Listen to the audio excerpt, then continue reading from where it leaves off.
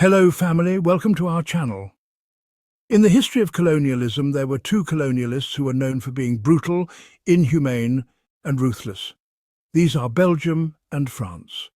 Today we will delve into the atrocities committed and how they influenced Africa we have today. Before we start, please click the subscribe button below for you not to miss on other great insights on the African continent. To understand the impact of French and Belgian colonialism, we first need a brief overview of colonialism in Africa. During the late 19th and early 20th centuries, European powers scrambled to colonize Africa, driven by the desire for resources, strategic advantage and national prestige. This period, known as the Scramble for Africa, saw the continent carved up and dominated by foreign powers, with profound and lasting effects on its people and societies. By the end of the 19th century, almost 90% of Africa was under European control. The Berlin Conference of 1884 to 1885 formalized this division, with little regard for existing African political and social structures.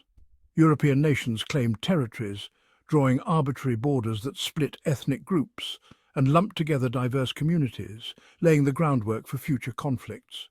The colonial powers justified their actions through notions of racial superiority and a paternalistic belief that they were civilizing the continent. Let's start with Belgian colonialism, particularly in the Congo. The Congo Free State, as it was initially known, was not even a Belgian colony at first. It was the personal property of King Leopold II of Belgium. Leopold's rule over Congo, from 1885 to 1908, is one of the darkest chapters in colonial history. He convinced other European leaders that his venture was philanthropic, aimed at ending the Arab slave trade and bringing civilization to Central Africa. However, the reality was starkly different. Leopold's regime was driven by the extraction of rubber and ivory. The methods used to extract these resources were horrific. The Force Publique, a colonial military force, was notorious for its brutality. Congolese men, women and children were subjected to forced labor, beatings, mutilations and killings. Failure to meet rubber quotas often resulted in severe punishment, including amputation of hands. It is estimated that millions of Congolese died as a result of the brutality, disease and starvation during this period. The exact number of deaths remains disputed, but it is widely accepted that the population of the Congo may have been halved during Leopold's rule. Leopold's exploitation was primarily aimed at enriching himself and his associates. Reports from missionaries and others who witnessed the atrocities eventually led to international outrage. The pressure mounted on Belgium to take over the administration of Congo from Leopold. In 1908, the Belgian government formally annexed the Congo, renaming it the Belgian Congo. While there were some reforms, the exploitation and racism persisted. The Belgians introduced a paternalistic system of governance, treating Congolese as perpetual children in need of guidance, severely limiting their political rights and economic opportunities. The Belgian colonial administration continued to exploit the Congo's vast natural resources, including minerals like copper and diamonds, but did little to develop local infrastructure or education. The education system was designed to keep Congolese subservient, offering minimal educational opportunities, primarily focused on vocational training. This left the Congo ill-prepared for independence, contributing to the political instability and economic challenges the country has faced since. Despite some infrastructure improvements, such as the construction of railways and roads, these developments were mainly intended to facilitate resource extraction. The colonial administration remained deeply segregated, with a small Belgian elite overseeing a vast and oppressed Congolese population.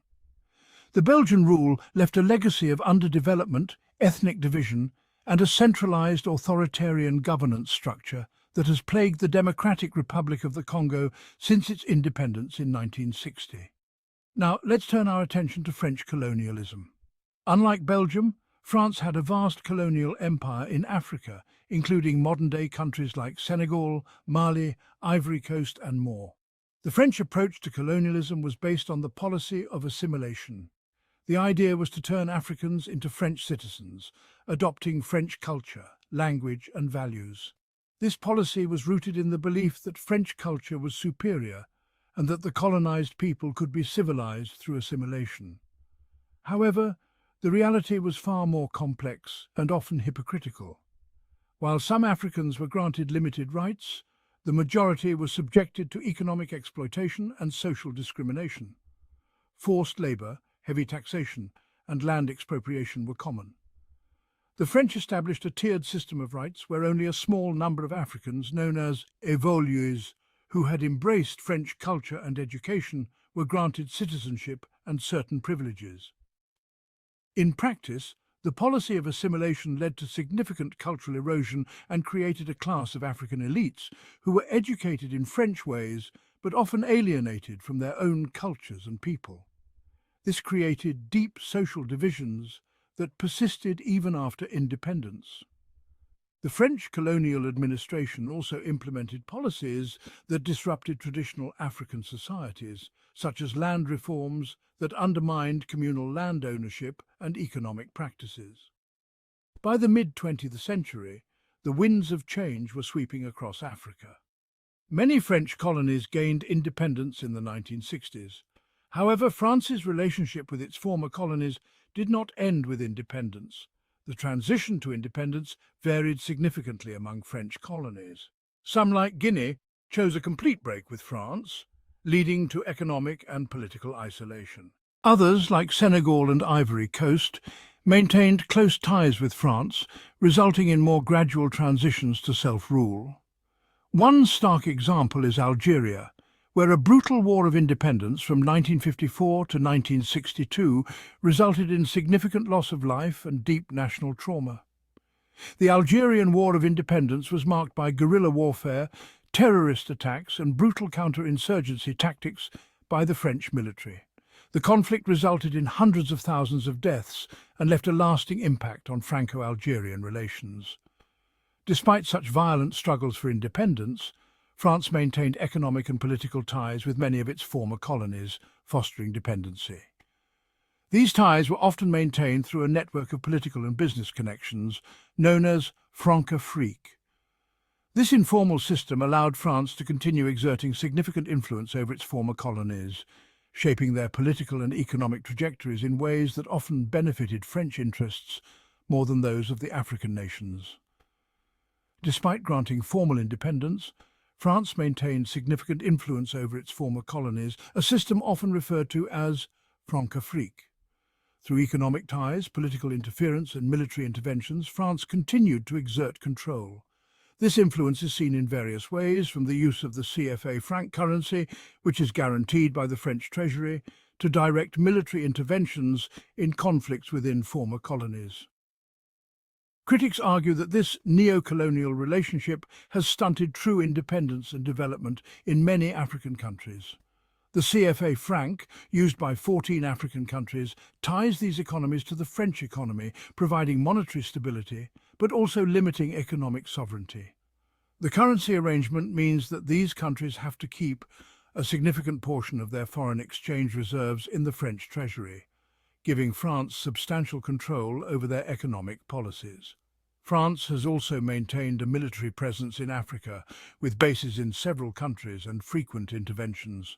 For example, French troops have been involved in numerous conflicts, including in Côte d'Ivoire during its civil war in the early 2000s, and more recently in Mali and the Central African Republic, ostensibly to combat terrorism and stabilize the region. However, these interventions often serve to protect French economic interests and maintain influence in the region. Economic interventions have included favorable trade agreements and investment in key sectors like mining and infrastructure. French companies often dominate these sectors, benefiting from their connections to the former colonial power. For example, French multinational corporations like Total Energies have significant investments in African oil and gas industries. For example, in the 2010 French military operations in Mali and the Central African Republic were ostensibly aimed at combating terrorism and stabilizing the region. Operation Serval in Mali, launched in 2013, was a response to the advance of Islamist militants in the north of the country. While the intervention helped to push back the militants, It also highlighted the continued reliance of African states on French military support. So, what can we conclude about the differences between French and Belgian colonialism in Africa? Belgian colonialism in Congo was marked by extreme brutality and exploitation under Leopold II and continued under Belgian rule. The scars of this period are still deeply felt.